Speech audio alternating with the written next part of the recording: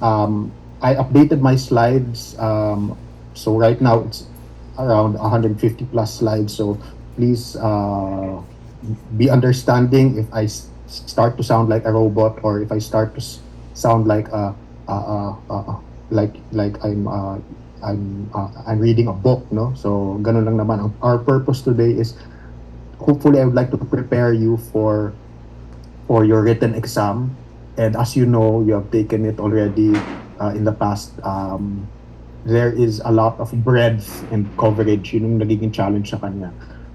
Over really, yung depth is really seen dun sa oral exam, but yung sa written exam, you want to be able to cover and study a lot given the limited time. So next point, my lecture will focus on some basic principles. I will spend time on that because if you understand the basic principles, you can you can weasel your way out. No, you can look at the choices and make an intelligent decision if you understand the basic principles.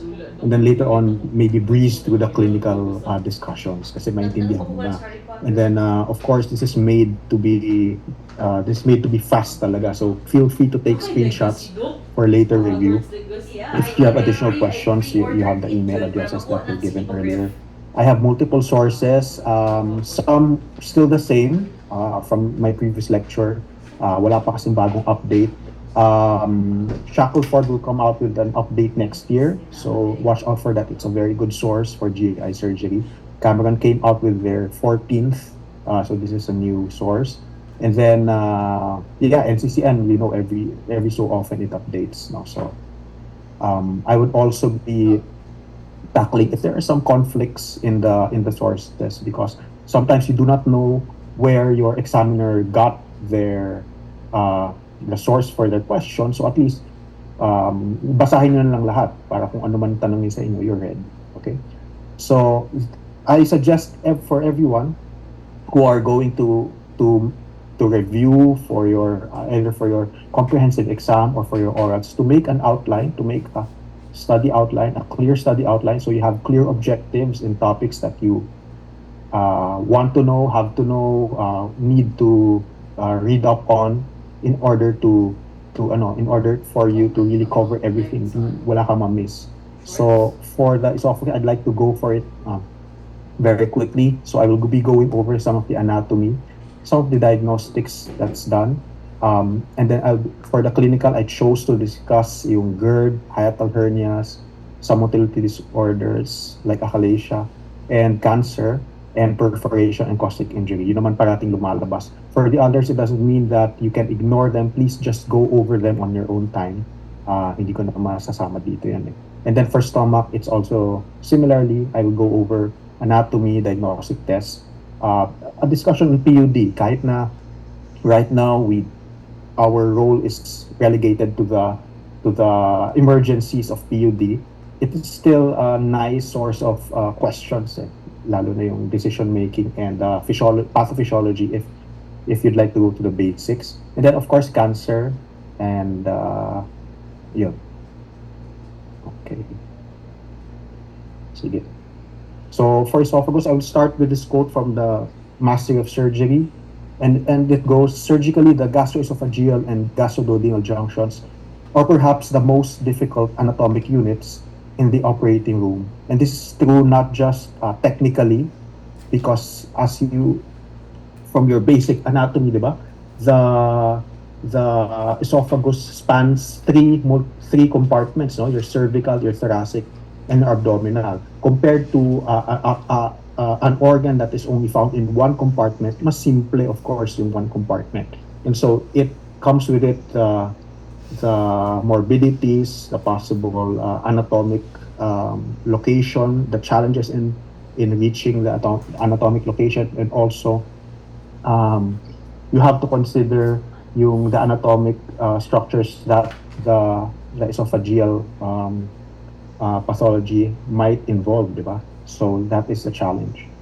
So this is also challenging with regards if you consider the prognosis of malignancies in these areas also, though, when you manage it. Very aggressive, as you know. So this is a very true statement, as you know. I'd like to start with endoscopic measurements. No, in the first picture, you have the shot from Schwartz. No, remember you have an average length total of 40 centimeters for males from the incisors to the GE junction, 24 centimeters to the tracheal bifurcation. Oh wait, hindi lang gumagana yung pen ko. Let me fix this. Okay. Sige.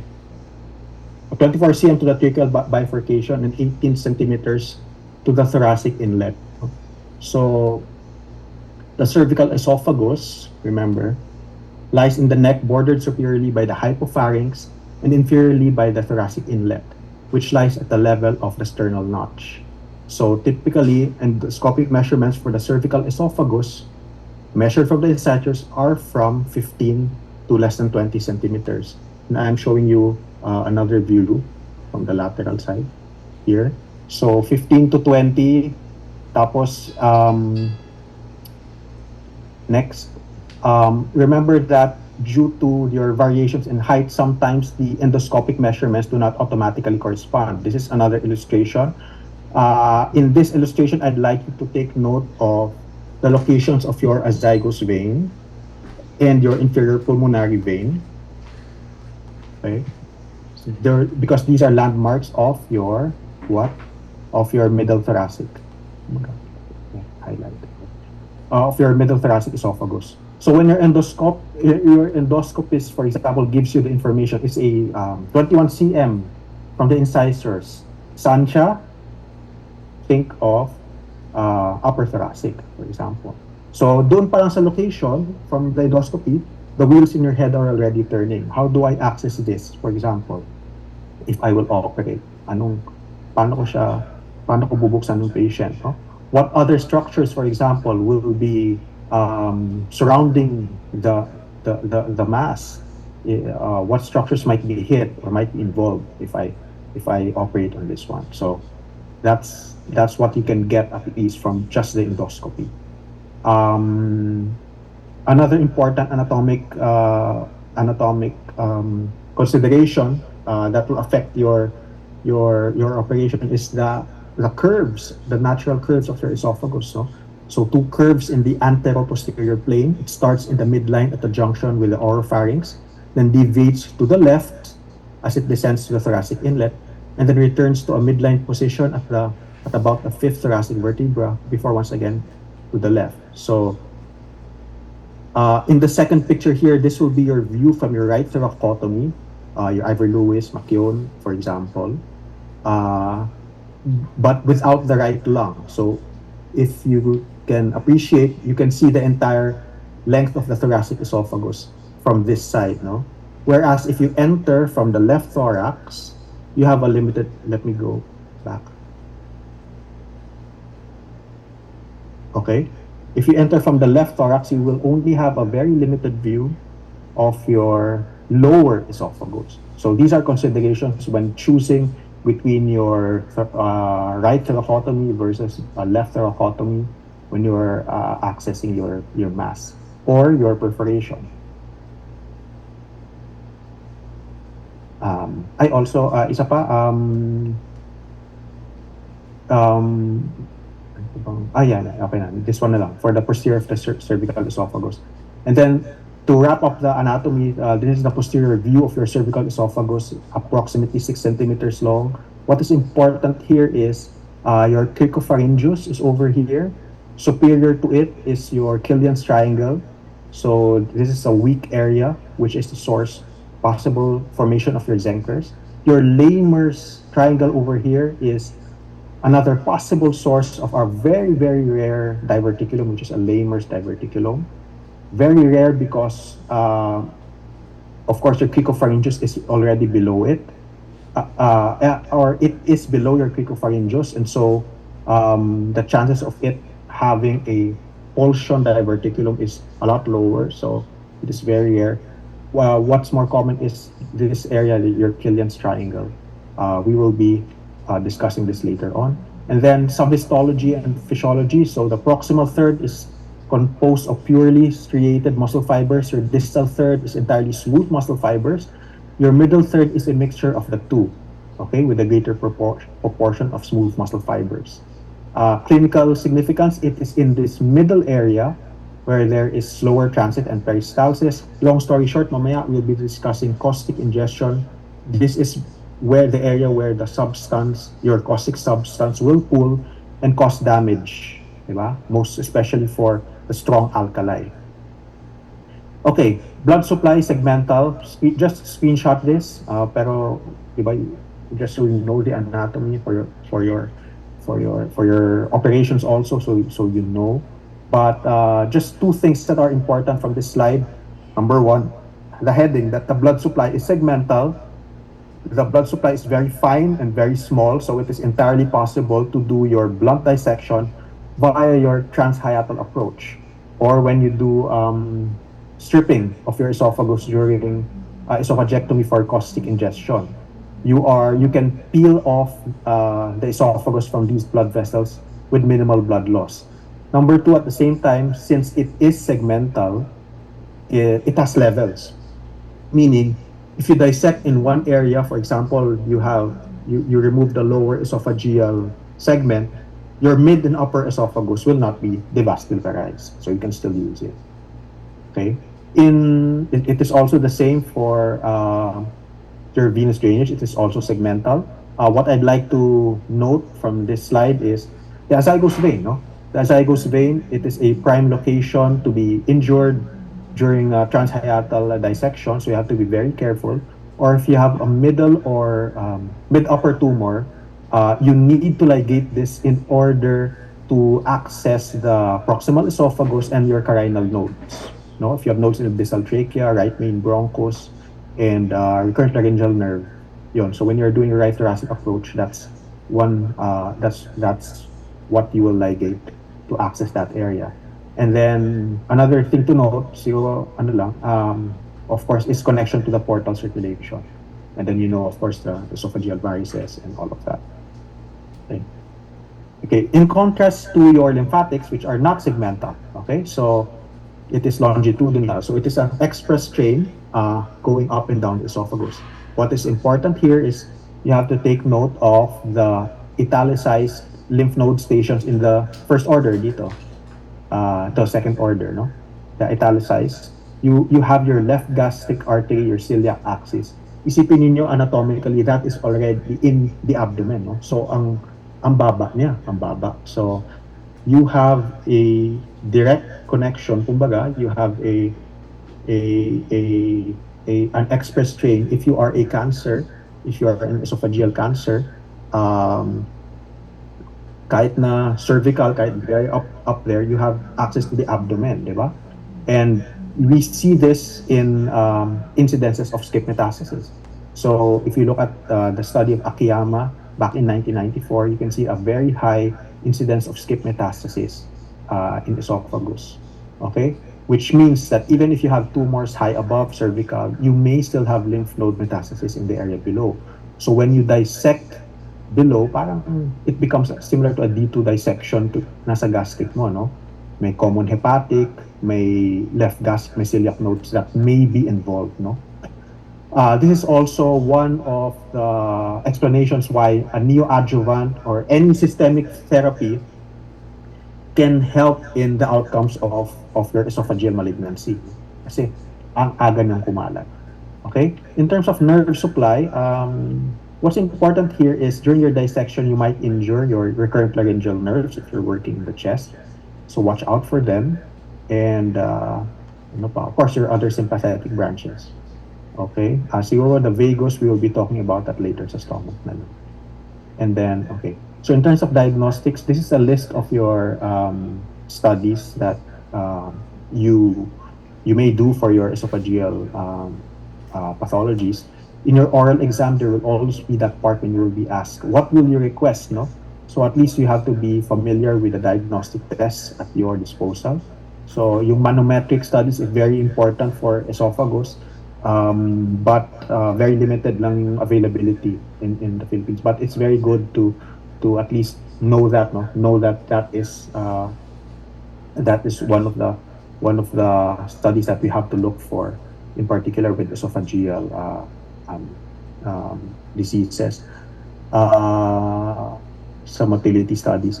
And then, of course, EUS and CT scan, at least these are more readily available, and your endoscopy. Okay.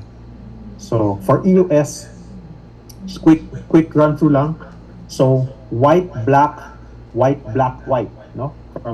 From innermost to outermost. Yan yung layers mo. White, black, white. So it corresponds if you look at our images, our pictures here, no? So white, hyperechoic, pinaka malalim muna, superficial mucosa, going up, mucosa, hypoechoic, and then submucosa, T1B, hyperechoic, muscularis propria, hypoechoic again, and then adventitia outermost. In the bottom right picture, ito madali lang because you have a lesion found here in the 12 o'clock position. Now, sometimes in the oral exam, baka bigyan kayo ng US picture. This will be an easy picture, no? Kasi kahit pa paano, you see the lesion here, it crossed through all the layers, no? So, full thickness na siya. So, alam niyo, masasagot mo na yan kaagad. So, siguro mas mahirap if they will give you somewhere that stops white, black, white, no? So, nasa submucosa pa lang. So, may mga ganon. So, at least just be familiar, white, black, white, black, white. No? WB, WB. So, ganon na. Start na. Sige. Okay. So, from those basics, no, at least you're given, may bala na kayo para manghula. Let's go into the specific clinical topics very quickly. First, by going over the normal anatomic barriers, by discussing GERD, no, we will go over what is normal muna. What are the normal anatomic barriers to reflux? So you look at saan ka pwede magka-problema. Number one, you must have a segment of intra-abdominal esophagus. Okay? Why? I will explain later. Number two, you must have an intact GE flap valve apparatus, which is the musculomucosal valve created by your angle of His. Number three, you must have a competent lower esophageal sphincter, or this is a physiologic sphincter, no? So when you talk of sphincter here, physiologic, hindi anatomic, you are taking advantage of pressure differences, okay? Varying pressure differences between the intra-abdominal and the thoracic portions of your esophagus going to the stomach. And at this point, I'd like to go physics, no? Kasi pressure na. I'd like to explain further with this article, Basic Physics, Revisited for a Surgeon. It's a very nice article. It will not just say Pazui's law, no? It will also be discussing the other physics concepts na tinatanong parati sa ating conferences.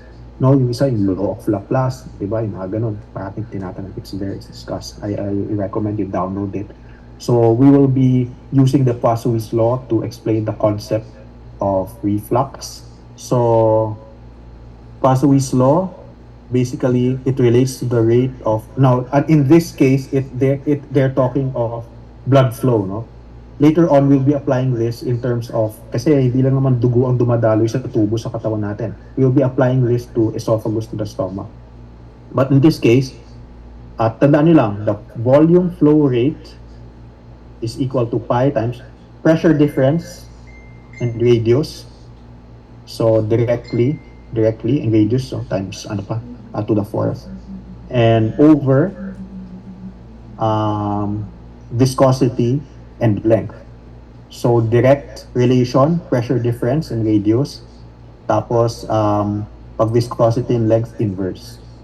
Okay. So to explain this in the paper, they use the soft straw experiment. So imagine you have a soft straw, the one that you buy in sari-sari stores, no, sa soft drinks, so malambot. It's dipped rather deeply, kung malalim siya, in tall glass or tall bottle. And you try to suck the water, you won't be able to get some because the straw, being soft, will collapse on itself when sucked. No? And this is because the hydrostatic pressure on the fluid compresses the straw from all directions. In this situation, the only way to make the straw functional is, the second picture, to pull back the straw so that only a short length of it is below the water. So now, the pressure from the water, which acts upon the short length of the straw, below the surface of the water is inadequate to collapse, and the atmospheric pressure on the surface of the water pushes up the water in the straw. So, in effect, by lengthening the intra-abdominal esophagus, the surgeon permits the intra-abdominal pressure to compress the lower esophagus. So, you compress the straw and to increase its intraluminal pressure, thereby preventing reflux. Okay, so this is what you want when you lengthen the esophagus, esophageal length in the abdomen. And then, still with Pazui's law, if you do a fundoplication, what do? You decrease the radius and increase the resistance, which further acts as an anti-reflux barrier. So it goes without saying that ignoring these vital factors is one of the main reasons for a failed anti-reflux surgery.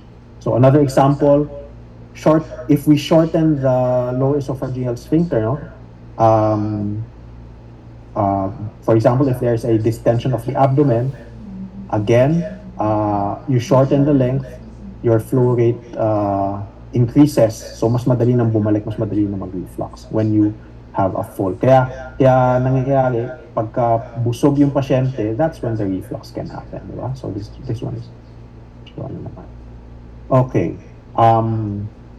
What about in obese patients, no? So in obese patients, you take into consideration that there are two things that happen. Number one, the fat deposition around your esophagus changes. It increases and therefore decreases the angulation of your incisura. Yung angle of his mo, nawala. Number two, there's greater intra-abdominal pressure that is exerted on your stomach. So the pressure gradient tends to promote the reverse flow. So in this case, hindi na yung straw ang ano natin. We will be focusing on the pressure being exerted on the stomach. Ganun lang kasimple. Your stomach is being squeezed, so mas madaling mag-reflux. Okay? And that's why mamaya we will be talking about yung treatment of your GERD. You will first it is recommended that you first treat yung obesity if your patient is obese, because most of the time that will solve a lot of the problems already. Okay? So again, if you want to remember GERD, remember the soft straw, remember Pazui's law. So the presence of excess fat alters the anatomical structure, the angle of his. Obese individuals have a higher intra-abdominal resting pressure, and the restriction of free space within the peritoneal cavity is likely to result in reduced pressure compliance, with sudden sharp rises in gastric pressure overcoming the lower esophageal sphincter resistance. Okay? GERD symptoms, no? Just take a screenshot. I'd like to focus on acid brash. So acid brash refers to stomach acid mixing with saliva in your throat, which can cause an unpleasant taste and heartburn, among other symptoms. And that patients with heartburn and regurgitation tend to be more responsive to acid suppression therapy and experience higher rates of symptom resolution after anti-reflux surgery when compared those with atypical. So take a look at your patient, take a look at how typical the symptoms are. The more typical, the more that they will respond to anti-reflux surgery. And then another thing to consider, no, is you have certain alarm symptoms, no? Yung alarm symptoms na ito are ones that raise suspicions for malignancy and other complications of GERD. So weight loss, early satiety, etc. So how can they test you this in your exam? So you may be given a case with some of the typical symptoms, and then you are given, biglang magpapasok sila ng isang alarm symptom doon para i-trap kayo. Then you'll be asked your differential diagnosis and also your planned workup, no? Because goes without saying, if you're considering something apart from GERD, iba yung kailangan mong i-request. If you're considering cancer, di ba, iba yung attitude mo.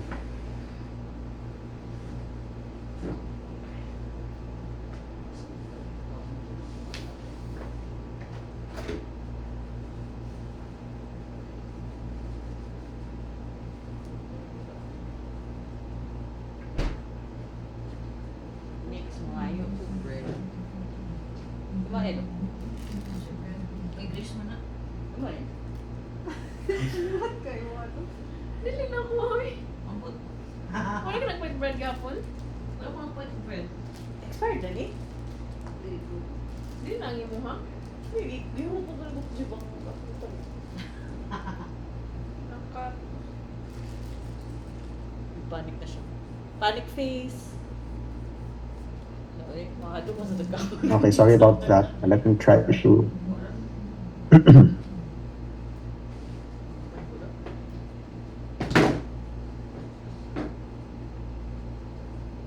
Okay. Saan ako naputol? Naputol ka sa lahat. Alarm symptoms. Sorry, I got cut off, no? Saan ako naputol, banda? Memang dun sa may symptom, yan. Okay, so yun. So just summary lang again. So typical symptoms, atypical symptoms, and alarm symptoms. Look for the alarm symptoms. Baka you have to look for another diagnosis. But those who will respond best to your anti-reflux surgery are those with mostly typical symptoms. Yun naman yun. And then I went next to the indications for surgical treatment because that is usually where yan yung mahirap eh. Sasabihin nila kailan ka mag-opera. Very easy answer usually is the failed medical management, no? Yan naman tayo parati papasok, whether appendix, whether yung mga inflammatory diseases or whatever. Failed medical management, dyan tayo sumasali parati, no? Other indications based on the 12 Cameron, patient preference, GERD complications, contraindications to medical therapy, PPI, patients who are lung transplant patients or candidates, medical complications attributable to a large hiatal hernia, and atypical symptoms with reflux documented on 24-hour pH monitoring. In the 14th edition of Cameron, they added the following discussion of symptomatic control to reduce suffering and improve patients' quality of life. No? So they focus on symptoms. The presence of persistent symptoms, again, that affect quality of life despite maximal medical therapy. So parang same as earlier, failure of medical therapy. Patients with atypical symptoms and objectively confirmed reflux. Remember that 1/3 of these may not see improvement in their symptoms following anti-reflux surgery. Patients presenting with typical GERD symptoms that are partially mitigated with acid suppression are most likely to experience significant improvement following surgery. So this is with regards to, of course, choosing your patient, how suitable your treatment is for your patient. And in patients who have well-controlled symptoms on a PPI, we typically advise against surgical intervention. Okay? And in patients with interstitial lung disease and objective findings for GERD, those who are being considered for lung transplantation or those who have undergone transplantation. So lumalabas naman talaga, failure of medical management, interstitial lung disease, lung transplant, and unwillingness to take medications. Yun ang mga lumalabas na indications natin for anti-reflux surgery. There are contraindications where normal Demeter score, or this is a score of acid exposure during a prolonged ambulatory pH monitoring. If they're normal din naman, so baka hindi yan yung problema.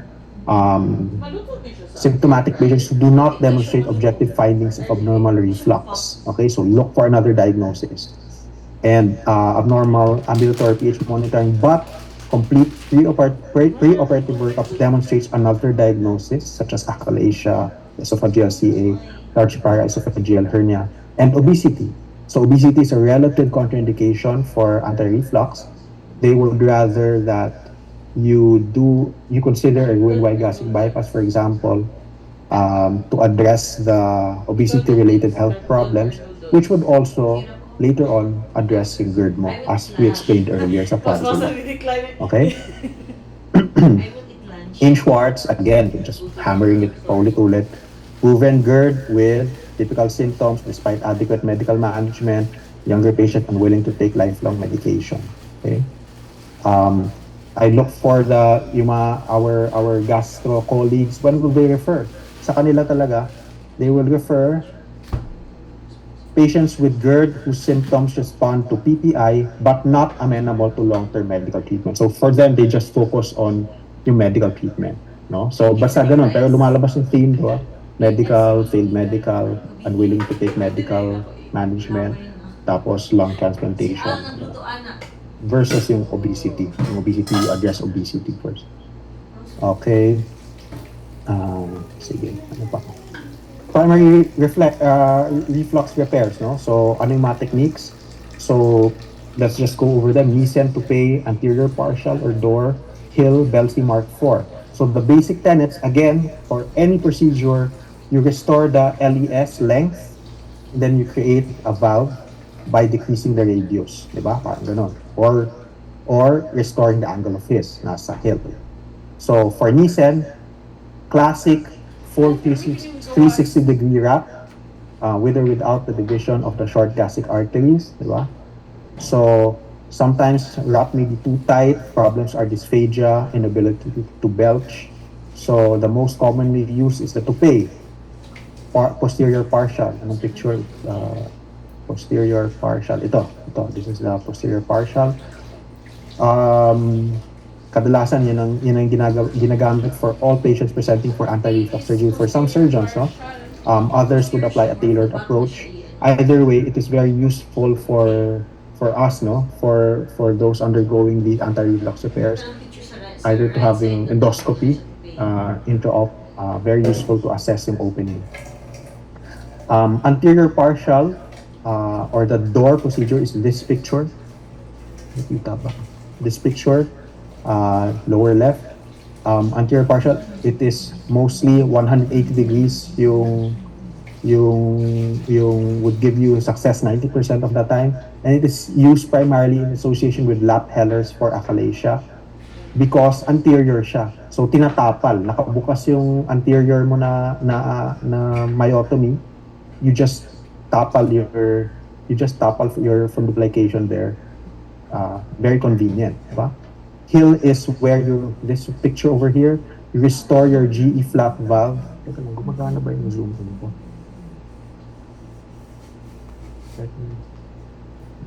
It's not working. Ayan. So your Hill, you restore your GE flap valve apparatus. You're recreating your angle of his, no, by a suturing. And then lastly, your Belsey transthoracic approach is this one, 270-degree anterior plication. Take note that the direction, this is transthoracic, yung Belsey. This is transthoracic. The direction of the plication is vertical. So it is superior to inferior yung pag-ano mo, with your pleated sutures. Okay? So you use this for yung Belsey Mark 4, but ka nga naman transthoracic if you have a hostile abdomen, extremely large hiatal hernia, or a short esophagus. Okay? In Schwartz, there is this little discussion about the collis gastroplasty, so it's nice to know. If you want more length, this is one procedure to do this, di ba? One staple in the cardia, to divide the cardia in the upper stomach. There is some controversy here, whether with regards to the true incidence of a shortened esophagus or you just kulang ka lang ba sa mobilization, that's one. Also, the gastroplasty is an acid-secreting and non-motile segment, so baka mag-ulcer ka naman dyan. Okay, so this may be an option for previous radiation or previous anti-reflux surgery. Personally, I haven't seen it done, so nice to know for you. Baka tanungin lang kayo. Okay? Okay, so emerging surgical therapies.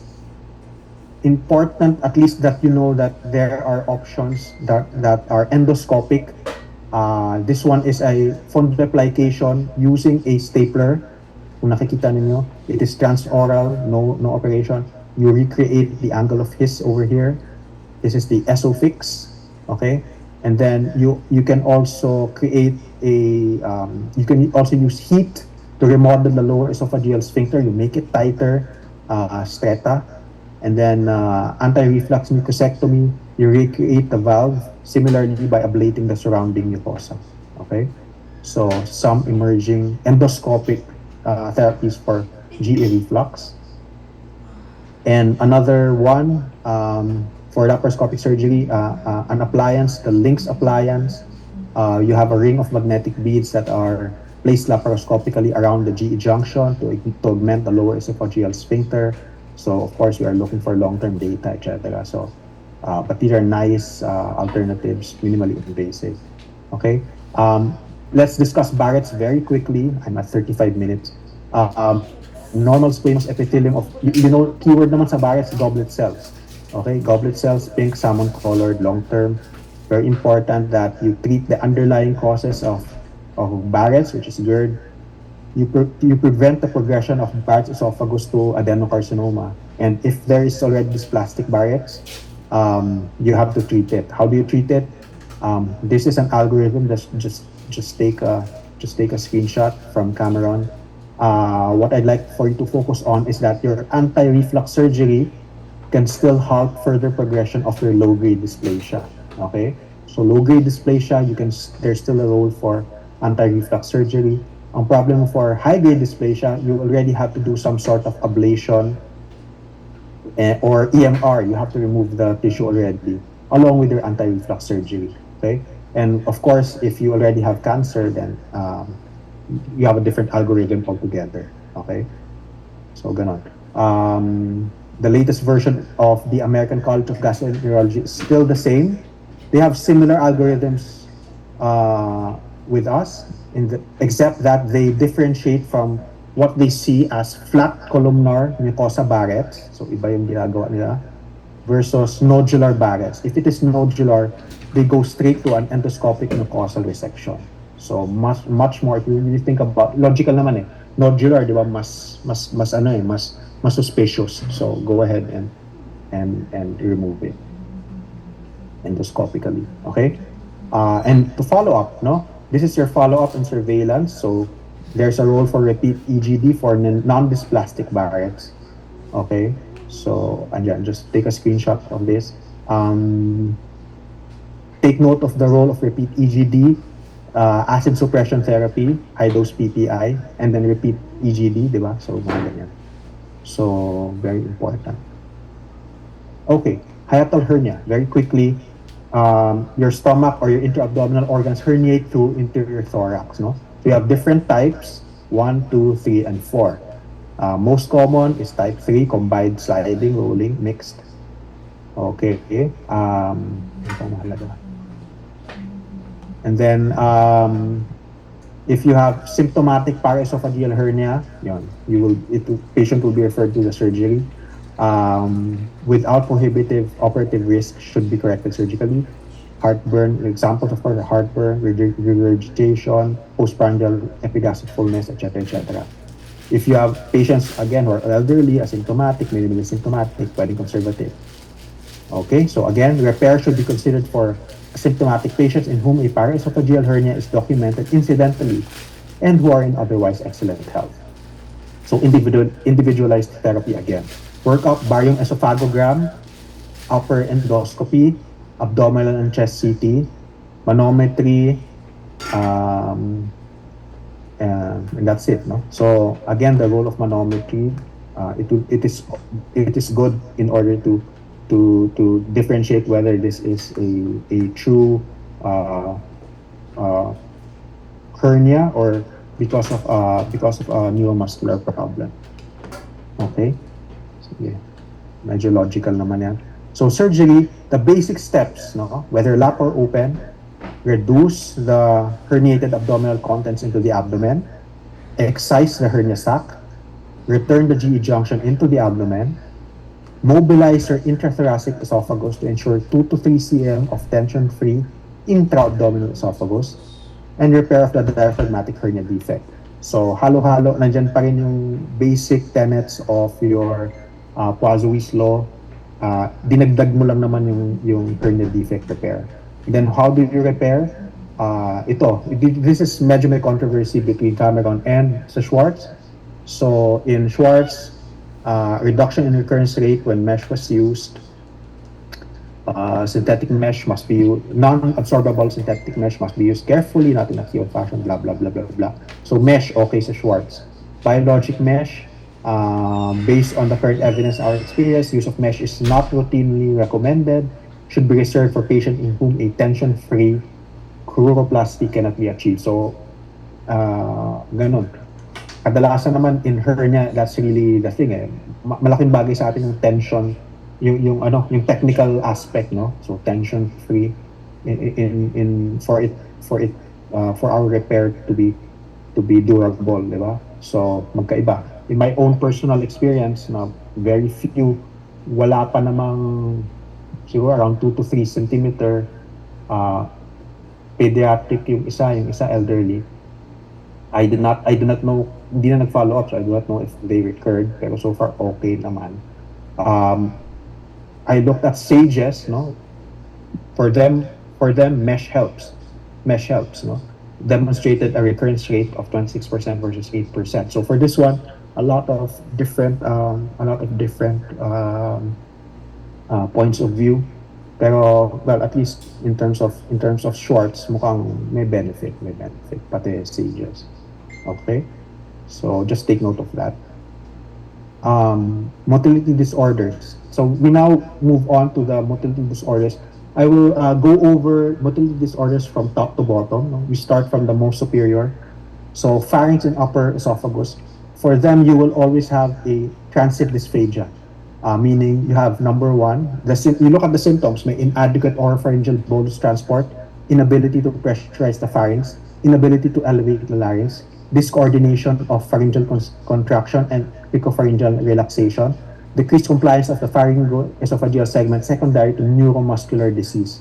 Okay? So kadalasan yan, you will have congenital or from acquired disease involving the central nervous system and the peripheral nervous system. So these are some examples, no? Mga neuromuscular diseases. Very important to differentiate, to parati inano sa atin, traction versus pulsion diverticula. Traction diverticulum, usually from inflammatory disorders and adhesions, no? So, for example, mediastinal lymphadenopathy, aspergillosis, lymphoma. From the outside, something is sticking to your esophagus and pulls out a diverticulum, di ba? So parang chronically your esophagus experiences some sort of traction from an adhesion, and then from there a diverticulum is formed. Versus a pulsion diverticulum where the problem is from the inside. So usually from motor disorders, you have a problem with propulsion, kaya pulsion. So motor disorders may masikip, and therefore there's an increased pressure from the inside going out, causing a diverticulum.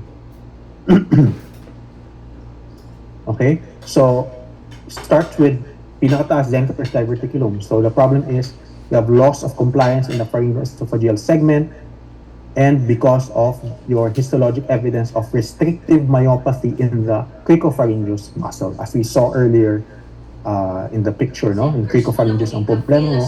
So signs and symptoms are the following: dysphagia, aspiration, regurgitation of undigested blood material. You diagnose it via swallow. Endoscopy may be challenging because you may perforate the diverticulum itself if you enter, so you have to be very careful. Your treatment would be an open cricopharyngeal myotomy. Cephalad, you divide 1 to 2 centimeter of inferior constrictor muscle of the pharynx, and caudad by dividing the cricopharyngeal muscle and the cervical esophagus for the length of 4 to 5 centimeter.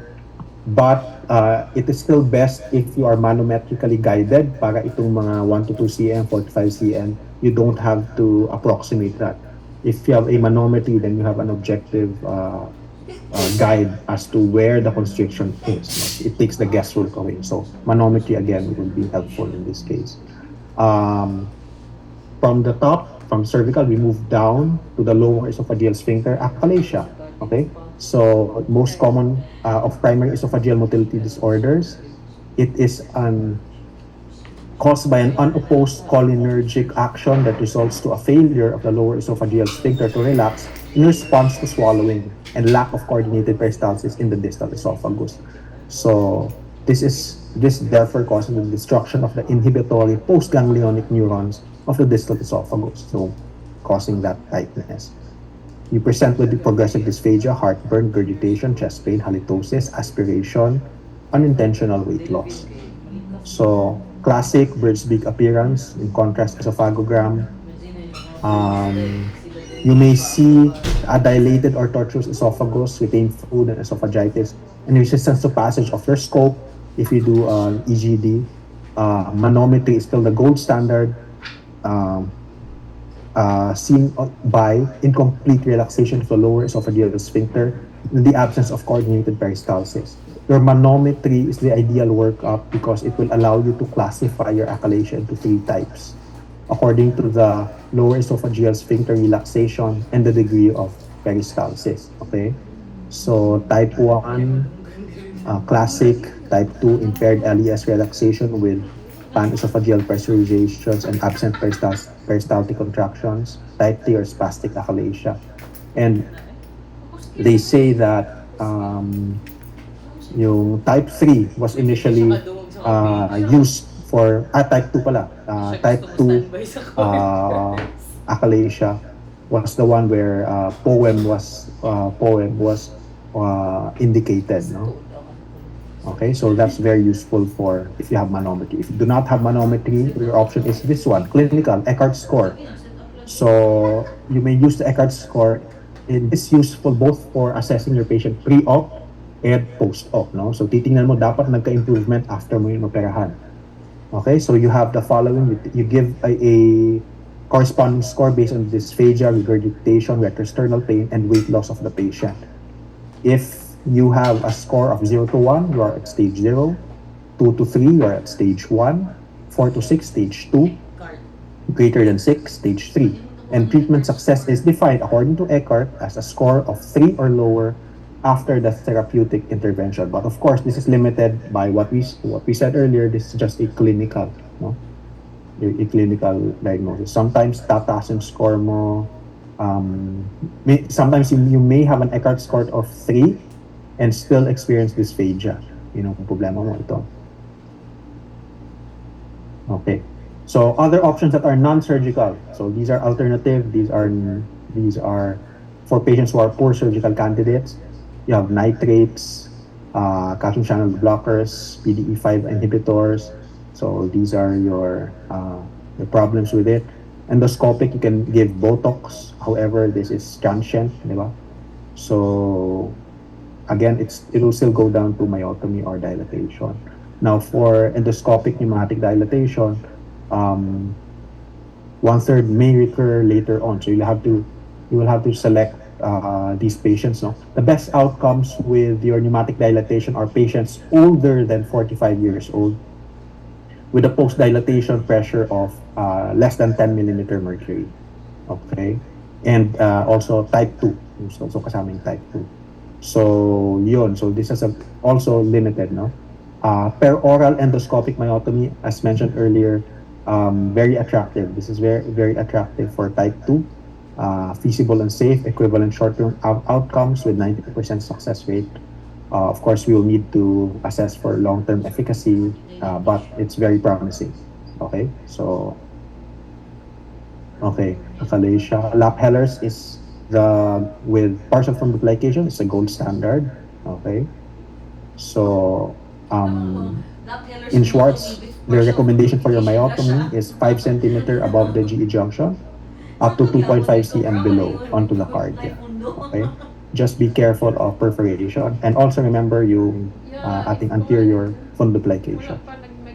Okay. Other options that are surgical, no? Transthoracic myotomy if abdominal approach is not feasible. And then an esophagectomy if you have advanced achalasia, dilated tortuous sigmoid esophagus or greater than 6 centimeter.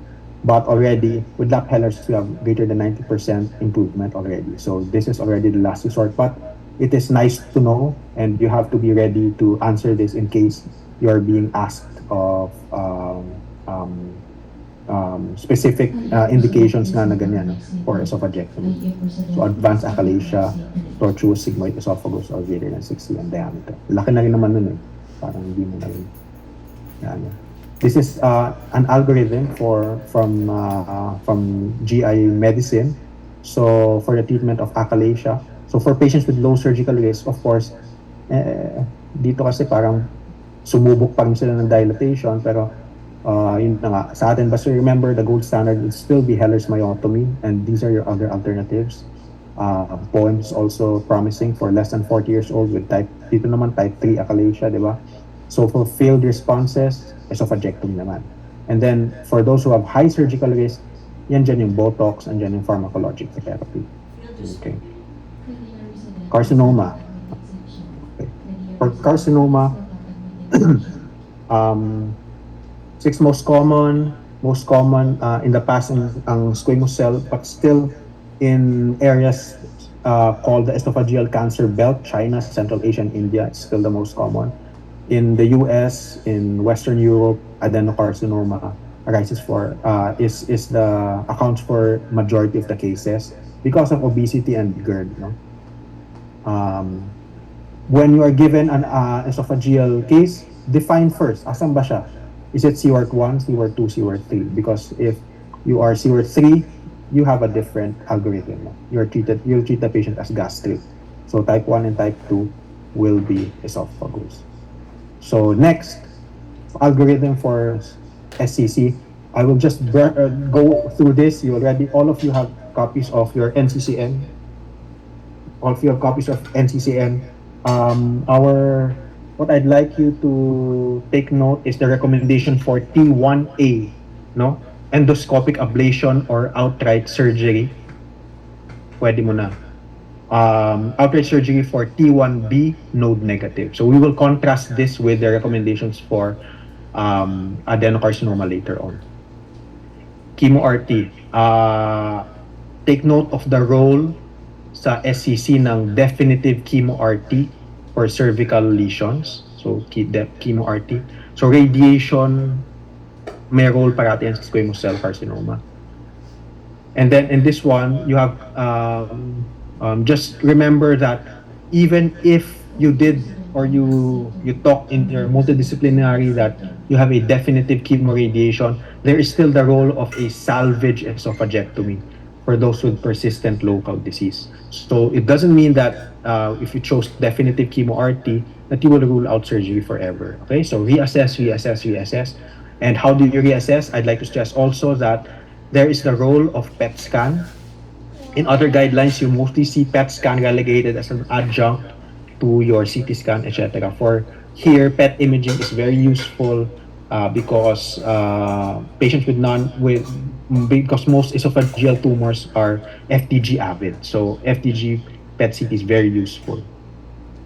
In adenocarcinoma, please take note here, superficial T1B can be treated with ablation. Okay? Versus kanina sa SCC. And then difference here, you have your perioperative chemo in adenocarcinoma aside from your pre-op chemoradiation. Okay? And also additional then for adenocarcinoma ito, this is something new in the guideline at least, your option for immune checkpoint inhibitors. Okay? For patients who are MSI high or with deficient mismatch repair genes.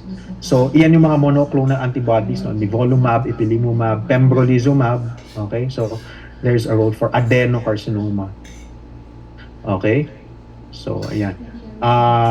And then, again, like I said earlier, redo imaging for reassessment of treatment response and role of salvage esophagectomy. Okay? Must know cross trial because these are the pre-op treatment regimens that have good outcomes. So cross trial, these are patients who are resectable surgery alone versus weekly carbopacly plus chemo-RT for 5 weeks. Okay, results are very good. Pathologic complete response in 29%, 23% in adeno, 49% in SCC.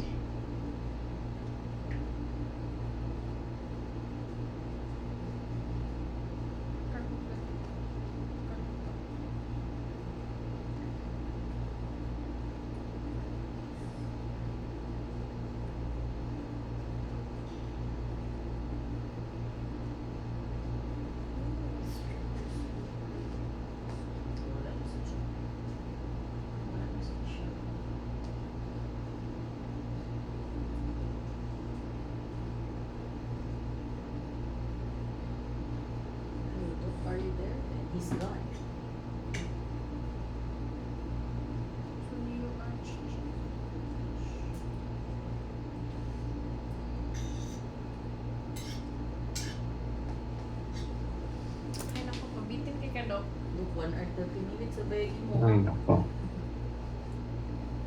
Sabi nga akong ibasa sa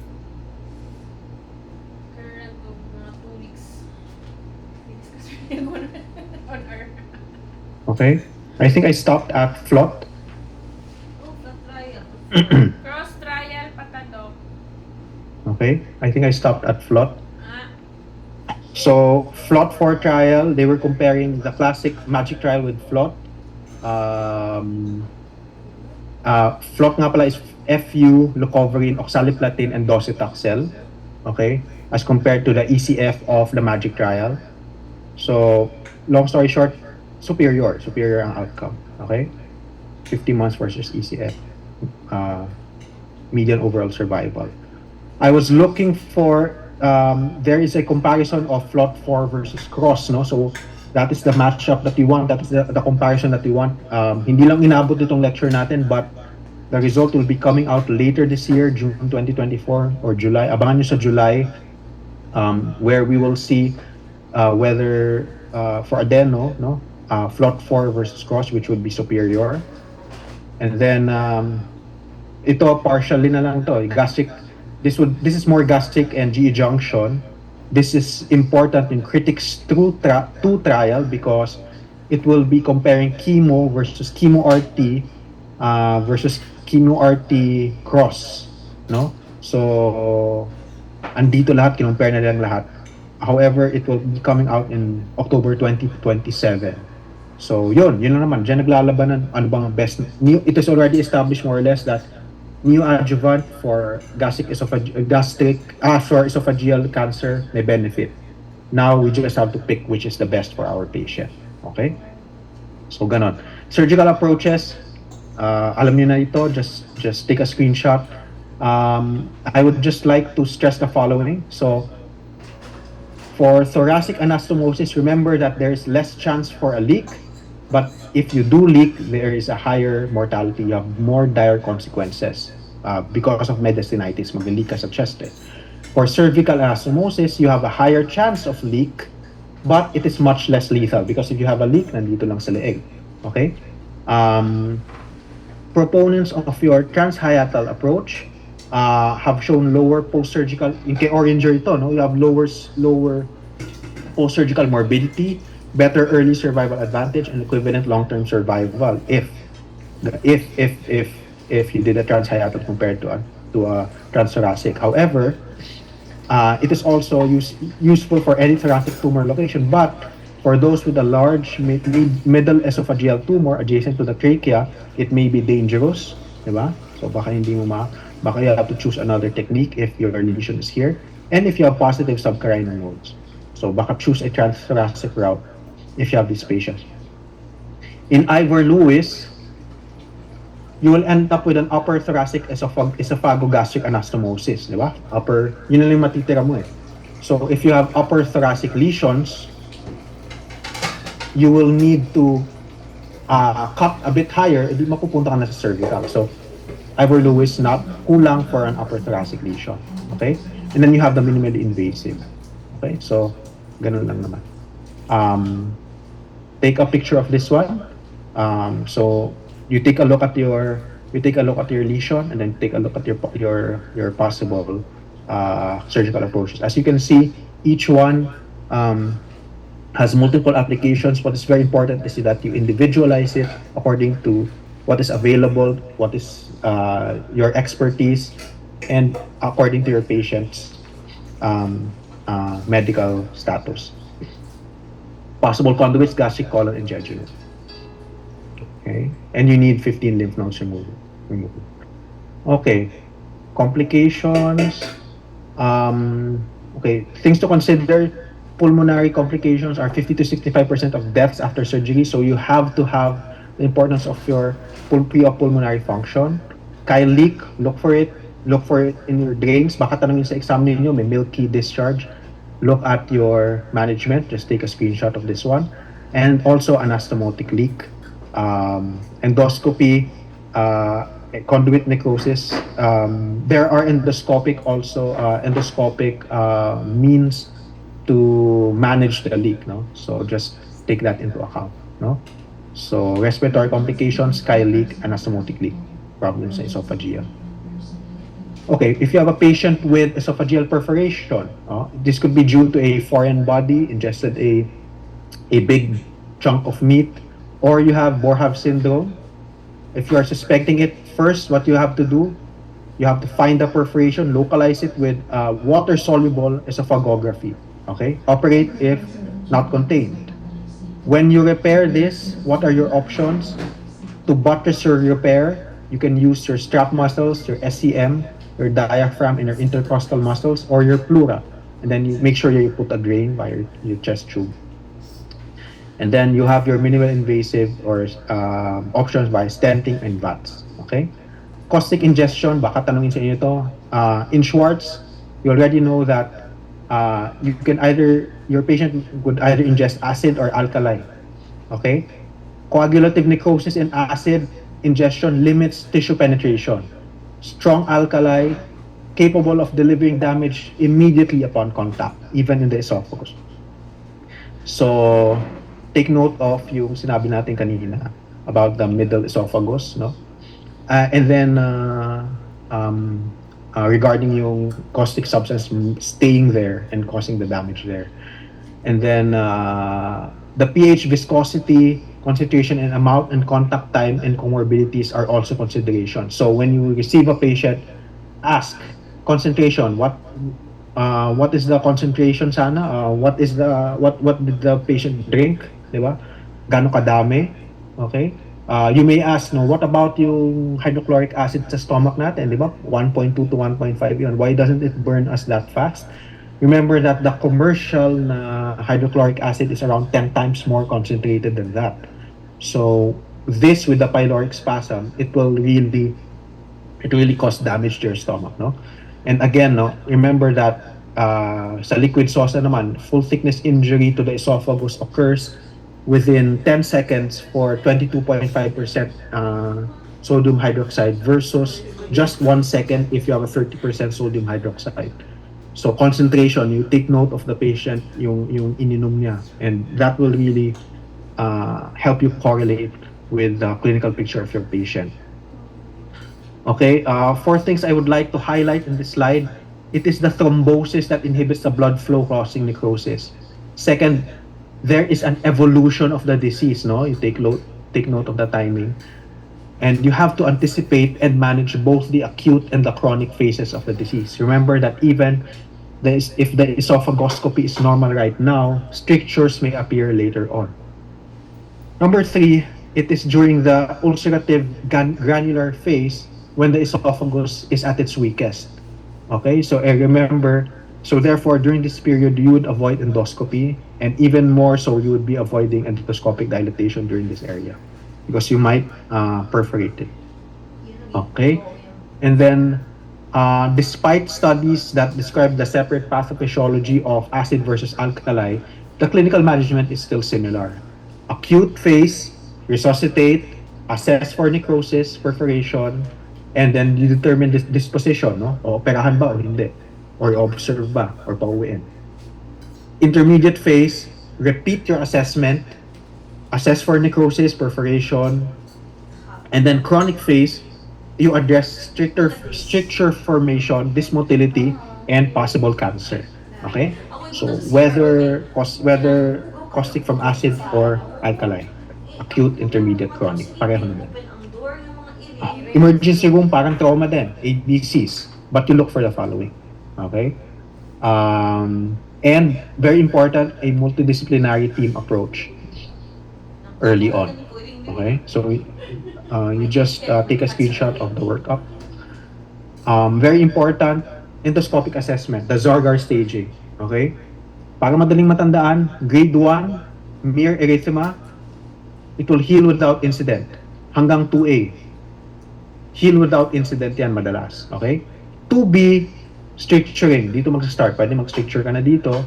3, this is where your necrosis starts. Grade 3, necrosis. If 3A, if 3B, and up, extensive necrosis, OR na yan malamang. Mag-OR na yan. Okay? So, general idea: when you admit, resuscitate. Someone advocate broad spectrum antibiotics against gram-positive and anaerobes. Put the patient on NPO to not induce vomiting. Do not attempt to neutralize, as you may worsen it, because if you neutralize, it is an exothermic reaction. Uh, no advantage yung steroids according to some studies. Early stenting, not recommended. Full thickness injuries, some other useful studies from Taiwan. Two important points from these studies. No? Number one, you have the role of your ABG in prognosticating, and therefore, very important that you request for an ABG. It will help you, no? It will help you, lalo na in equivocal cases. And then, the mortality and morbidity is reduced with an aggressive surgical approach. Okay? So you do not want a full-blown sepsis on these patients. You have to recognize it immediately, kung ano bang stage ng patient. This is from a 2017 article from World Journal of GI Pharmacology and Therapeutics, pero written by gastroenterologist from PGH, no? So it is more or less similar to what I have mentioned, except that they mention, they mentioned yung there is an option for an endoscopically guided nasoenteric feeding tube, no? So pwede ka magpasok ng feeding tube endoscopically later on. Pero very similar din naman. This is in Schwartz, no? It hasn't been updated, pero sometimes the examiner will get from this.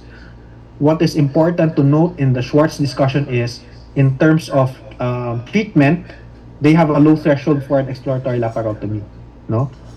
Or a laparoscopy, kahit laparoscopy. Pwedeng palitan mo ng laparoscopy at kung gusto mo. Second is intraluminal stenting is part of their algorithm here, whereas kanina, it was not recommended. There's an option for doing a posterior wall biopsy to document the viability. If you're not sure of the viability, and if you have a question about esophagus or stomach, you can do a second look because the injury is still evolving. Okay? So, at least you know na pinagdaanan ninyo itong nasa Schwartz, no? But for me, the most useful discussion is in Shackelford, no? Wherein they outline the treatment in various phases. So, going through it quickly, no? Acute phase. After your resuscitation, grade 1 and 2A can be given a trial of oral intake and observed for 1 to 2 days. Yung nasa gitna, 2B and 3A should be kept NPO, monitored in ICU with follow-up endoscopy in 5 to 7 days to ensure improvement or healing before starting oral intake. Grade 3B or 4, OR na. Okay? So, that's it. This is an outline of their intermediate phase for 2 to 3A. So, repeat endoscopy at 1 week. Mahaba sila mag-NPO because I think they have already ready availability of TPN. No? So, you can adjust based on the availability in your center. And then they do not recommend stricter prophylaxis. Chronic phase, your main objective is to restore normal GI continuity. Okay? So, definitive reconstruction if you had a resection. If you have strictures, you can consider dilatation and stent placement or surgery. Okay? You consider the following. And you also have to bear in mind that there's a risk for malignancy, some as high as 31.3%. So you will monitor this patient later on. Chronic phase. Mabilis lang stomach, no? I have a few more minutes. But important in the anatomy, just remember that there is a rich blood supply in the stomach. So when you create your gastric tube, whether for cancer, diba, or for yung for obesity surgery, you have a versatility in constructing your remnant stomachs, diba? The stomach can survive ischemia after ligation of all but one of its major branches. So just take note of that. Okay, venous. Okay, your vagus nerve, tandaan nyo na lang, LARP, L-A-R-P, left vagus anterior, right branch is posterior, L-A-R-P. Okay, LARP, vagus nerve. And then, For peptic ulcer, no, for peptic ulcer, our role has been limited due to the efficacy of medical treatment, PPI. Alam niyo na yan. Natatawag lang tayo for emergencies, but it's still very useful, at least for test taking purposes, for you to go over yung acid secretion, no? And for this one, I'd like to focus on the parietal cell, okay, because this is what produces your hydrochloric acid. And the parietal cell, each person has approximately 1 billion parietal cells. Your total gastric acid production is proportional to your parietal cell mass. And almost all of the parietal cells are in the proximal two-thirds of your stomach. And this is why, back then, nung ginagawa pa yung highly selective vagotomy, nung madalas ginagawa yan, that is your target. You remove the innervation of your proximal two-thirds of your stomach. So you preserve your antrum, your pylorus. So you will not have yung gastric outlet obstruction. Yun lang naman, yun lang yung mahalaga dito. Okay? H. pylori, you know that this is a major cause of peptic ulceration. H. pylori positive, 3.5 times more likely to develop PUD. Up to 90% of duodenal ulcers are, and 70% of gastric ulcers are H. pylori positive. You know this. So there are subsets of patients who are candidates for empiric H. pylori treatment kahit na wala kang test. These are patients who are compliant, non-smoking, non-NSAID consuming patients with unexplained gastritis, even if you do not have negative tests. Even if you have negative tests. No? Peptic ulcer disease, okay. Emergency. So let's focus on the emergencies. There is a modified Johnson classification with regards to these um, diseases. What I want you to focus on is for types 2 and types 3. These are caused by acid hypersecretion, and therefore 2 and 3 ang may role ang truncal vagotomy. Okay? Yun na lang ang ano natin sa modified Johnson. Okay.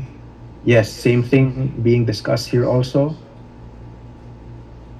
Nice to know, send this procedure for type 4. Okay? Because of the location. Okay? Send this procedure for type 4. PUD complications, these are most common. Most common indications for surgery: perforation, obstruction, bleeding. Okay? Gastric cancer must always be considered in patients with gastric ulcer or gastric outlet obstruction. So for bleeding, I'd like you to focus on yung emergency na lang. So sabihin mo dito, if you have, they will start with an endoscopy, okay? And tatawagin na kayo to standby. You will operate if, of course, kung hindi na siya, no? If bleeding persists, if the requirement is greater than 4 packed RBC transfused in 24 hours, deep ulcer eroding into the big vessel, hemodynamic instability, and hemostatic treatment is unavailable. Okay? OR yan. So yun lang. Just focus on that. Okay? Malapit tayo matapos. Okay. Nice.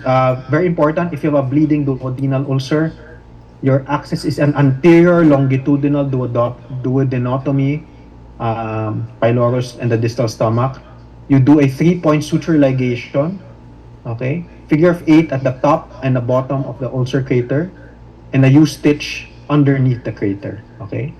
So yun. For perforation, Graham's patch or Sellan-Jones repair, don't forget to get a biopsy from the gastric ulcers. Duodenal, not necessary because according to them, 0% of malignancy. But of course, syempre, tingnan nyo lang yung bukol. Okay, highly selective vagotomy, sinabi ko na yan. Okay, anti-H. pylori regimens, antibiotics, given 10 to 14 days. These are some of the regimens. Of course, the best would be you have your own local sensitivity study to know the sensitivity. I'll be cruising through the gastric adenocarcinoma. Just know that there are two perspectives: a Western perspective in NCCN and the Eastern perspective in Japanese gastric cancer treatment guidelines. For me personally, I like the Japanese cancer treatment guidelines because it will give you also a discussion on surgery. Okay, so if your patient is operable, what is your margin, and what is your extent of lymph node dissection. So the first thing to do is to define whether your patient has an early or an advanced gastric cancer. So ang definition nila on early is if it invades no deeper than the mucosa, irrespective of nodal status. Okay? So ang ibig sabihin lang yan is T1. If you have a T1, that is early. If it goes deeper than the mucosa, T2 na yon, advanced na sa kanila yan. So if you talk to Koreans, Japanese, who see really yung maaga na mga cases, pag sinabi mo kahit T2 and 0 yan, consider na advanced yan in the terminology. Okay? And then, this will determine your resection margin. No? So if you are T1, madali lang, 2 cm margin lang if you are operating. If you are T2 and up, you use the Borman classification. So in Borman, you have type 1, type 2, type 3, type 4. This is an endoscopic classification.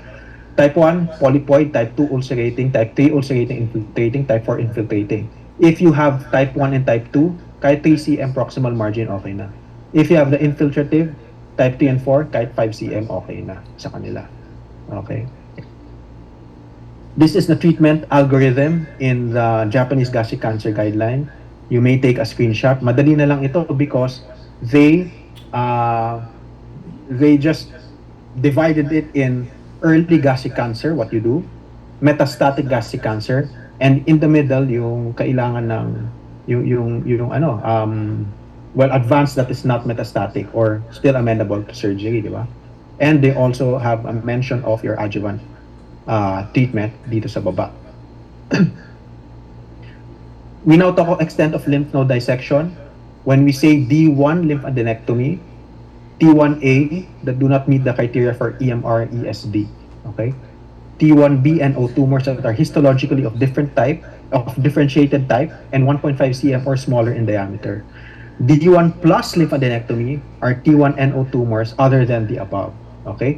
So, in actual clinical practice, yung nakikita sa in Korea, for example, nakikita nila yung T1B, so that is for surgery, pero ang ginagawa ng lymphadenectomy for those cases is D1 plus lang. If they see patients who are T2 and up, for operation, D2 lymphadenectomy na yung kailangan. Okay? I skipped this one kanina. Endoscopic resection. Basically, pwede ka lang mag-endoscopic resection if your possibility of harboring lymph node metastasis is less than 1%. And ito yun. Patients who are T1A, differentiated, no ulcerative findings, less than or equal to 2 centimeters. So, ito yan. Okay? Relative indication, ito naman, endoscopic submucosal dissection. So, you go beyond the mucosa. These are your indications. Let's go to D1, D1 plus, D2. This is a picture of your stomach and all of the lymph node stations. Okay? This is your D2 dissection for a total gastrectomy. Just take a screenshot. Lahat ng perigastric kasama and the second order kasama.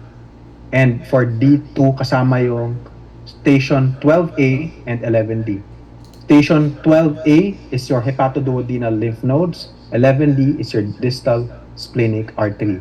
Hindi na kasama yung splenic unless there is gross disease there in your gastrosplenic ligament and or direct involvement. Okay? So pero for your typical D2, hindi na kasama ang station 10 or splenic. Okay? Yon, extra gastric ang D2. Okay, so just take a picture of this para alam niyo. And then when you do such things, it is you as the surgeon will be the one who will do the cutting for their pathologies because it is you who know the lymph node locations, diba? So you put it in this tray and then you send it to your pathologist. Wow. Okay, let me wrap this up. D2 for total gastrectomy. Take a picture of this one. Basta kasama yung sinabi ko kanina. If you have a distal lesion, ito yung dito niya. Only up to 11P. Hindi mo na kailangan kunin itong station 2. Di ba? Okay. Primary treatment, I'll just give you yung shortcut lang is you may consider yung bago sa NCCN is same as esophagus, you can consider a neoadjuvant or perioperative immune checkpoint inhibitor treatment for MSI high and those with mismatch repair. Same as kanina. So yung mga MAB ulit yan. That is already naka-catch up na yung NCCN. And as I mentioned earlier. And then, adjuvant chemotherapy. If you have undergone primary D2, a proper D2, just chemo. If you had less than D2, dagdag ka na radiation. Okay? Okay. Chemoradiation. Okay. If you are unresectable, for unresectable cases, ang dagdag lang ng NCCN is they already have a page for peritoneal only metastasis. No? So peritoneal carcinomatosis, there's a role for HIPEC and cytoreductive surgery. Sa NCCN, if you have a low PCI, peritoneal carcinomatosis index score less than 10, and all of this, you may offer cytoreduction and HIPEC. As long as kailangan you anticipate that you can do a complete cytoreduction. Okay? So this one, peritoneal only M1. This is new in NCCN. Pero ginagawa na in Eastern countries. And also, katulad ng sinabi kanina, pembrolizumab, PDL1 testing, MMR testing, MSI high, and also HER2 new. These are options for patients who are really far advanced. And okay?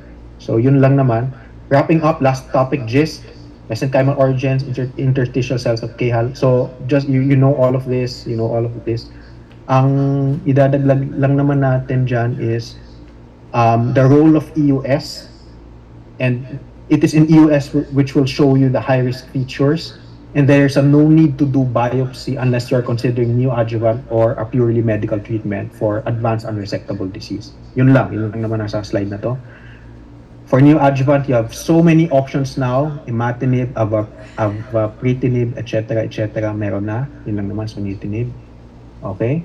So not just imatinib, katulad ng sinabi kanina. And then, this is for adjuvant, choosing to give adjuvant imatinib. Okay? May stress ako dito yung if you have a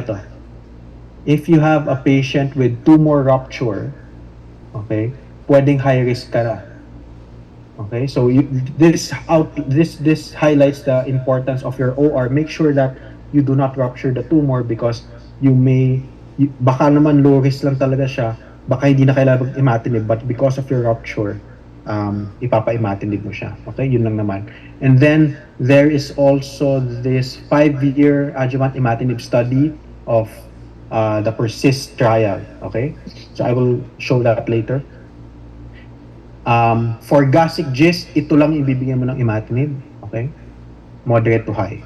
Moderate to high. You give to moderate to high. For non-gastric, alam natin mas aggressive, so just take note of the following tumor sizes and mitotic risk index in order to guide your decision whether that patient will need imatinib. Okay? Imatinib duration. May studies on 1 year, may studies on 2 year. Usually it's 3 years. Okay? Yan ang usual na binibigay as long as the patient can tolerate it. Okay? There is one study kanina na pwedeng 5 years, no? 5 years din, pwede rin naman. And this is the study. Basically, sasabihin lang naman natin dyan, but 5-year recurrence-free survival was 90%, overall survival was 95%. Your only problem there is 45 patients stopped treatment early because of patient choice, adverse events. Okay. 19% experienced grade 3 or 4 adverse events. And therefore, if you will be giving imatinib, you have to individualize therapy and you have to take a look at the tolerability profile of your patient. Okay. So that is my lecture for today. Sorry for the overtime. Thank you very much for listening. Grabe. Okay, thank you very much, Emma. So since there are no questions in the chat box, maybe we can proceed with the message from our sponsor. Wait, now I'll share my Oh, slide Charles, ulit. kay kapas. Gusto mo yung message from our sponsor do? Uy, overtime naman good. Okay, Sir Robert, would you want to have any? Message from our sponsors. RPGM. Yes, hi Doc. Good morning. Ay, na message, sir. Uy. Alright, a pleasant morning to everyone. I am Robert Vergara, Marketing Officer from RBGM, Express Sales Incorporated. Oh, kabayan pa na. It is with a great pleasure that we express our sincerest gratitude to PSGS Manila Chapter for allowing us to sponsor the 5th PSGS MMC Online CERES and Right to Tube course. For everyone's information, RBGM is a 100 Filipino-owned company, and we are dedicated to bringing innovative products to the market. The company believes in the power of innovation and is always striving to create new and exciting products that will meet the needs of its customers. Whether it is in the field of technology, consumer goods, and any other area. With a strong focus on innovation and a dedication to customer satisfaction.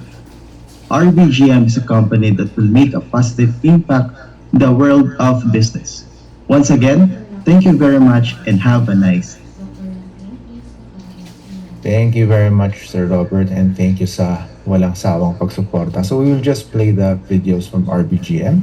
So for regarding the first lecture, if any of the participants have any questions, please feel free to write in the chat box. And perhaps Dr. Erlina can answer your questions even during the colorectal lecture. RBGM Medical Express Sales Incorporated Product Portfolio. Our partners: Medtronic, Valley Lab Energy-Based Devices, Hernia and Wound Management, Mechanical Ventilators, Carl Storz, Minimally Invasive Surgery, Airway Management, Operating Room Integration, Kitingyi, Surgical Workplace, Anesthesia Machine, Mechanical Ventilators, Invega, Cavitron Ultrasonic Surgical Aspirator, Surgical Instruments, Table Mounted Retractor, Paget Terminal, Advanced Medical Solution, Liquiband Fixate, BestMed, Breathing Circuit, Anesthesia Breathing Circuit, Heat and Moisture Exchanger, Zone, Transport Ventilator, MetRed, High Frequency Oscillatory Ventilator, and Carl Zeiss, Surgical Microscopes. And that is the RBGM Medical Express Sales Incorporated's product portfolio.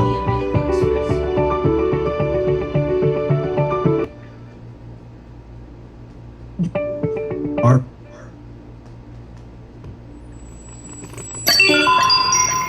Customer care forms on websites serve as a vital channel for customers to communicate their inquiries, concerns, or feedback directly to businesses.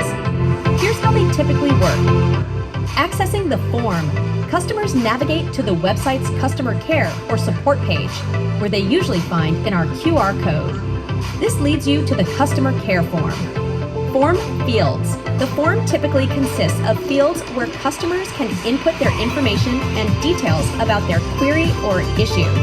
Common fields may include name, email address, phone number, subject, and message. Feedback and satisfaction. Once the issue is resolved or the inquiry is answered, businesses often seek feedback from customers regarding their satisfaction with the resolution process. This feedback may be collected through follow-up emails, surveys, or within the customer care form itself, as you can see in the biomedical service form. Here's a step-by-step procedure on how someone could answer a Google form for providing feedback on a biomedical topic. By following these steps, individuals can effectively provide feedback on a biomedical topic using a Google form.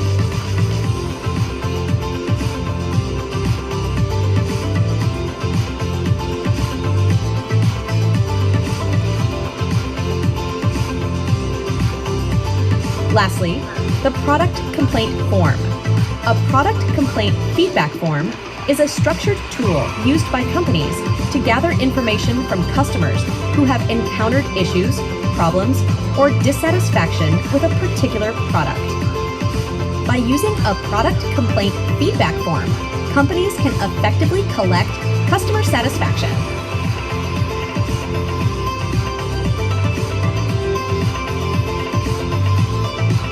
Our commitment is to provide a response within 24 to 48 hours from the time a complaint is received.